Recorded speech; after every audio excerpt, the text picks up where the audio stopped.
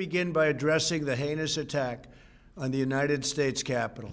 Like all Americans, I am outraged by the violence, lawlessness, and mayhem. I immediately deployed the National Guard.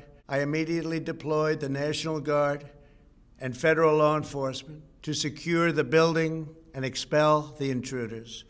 America is and must always be a nation of law and order. The demonstrators who infiltrated the Capitol have defiled the seat of American democracy. To those who engaged in the acts of violence and destruction, you do not represent our country. And to those who broke the law, you will pay.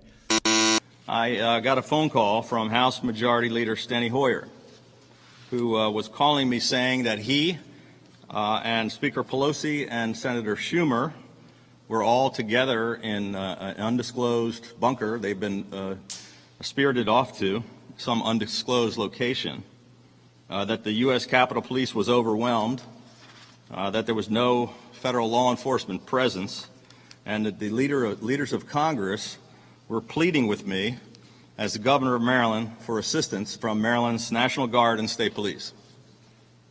I informed Speaker Hoyer and the other leaders that a force of specially trained riot police equipped to respond to civil disturbances, along with members of allied and local law enforcement agencies, were already en route to the Capitol. I also told them that I authorized the mobilization of the Maryland National Guard and that I was ready, willing, and able to immediately deploy them to the Capitol. However, we were repeatedly denied approval to do so.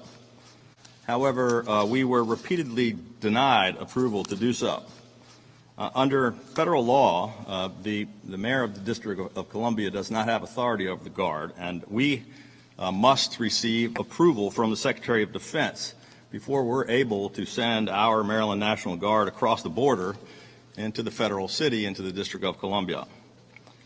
So we had a little back and forth trying to get that authorization. In the meantime, we did not hesitate. We continued to mobilize and get ready so that if and when we finally got that approval, we could immediately move.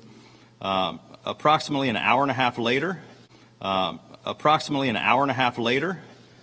I got a call on my cell phone from the Secretary of the Army, Ryan McCarthy, who gave us the authority that we needed to be able to move into the city. The initial contingent of Maryland National Guard members were the first to arrive in Washington.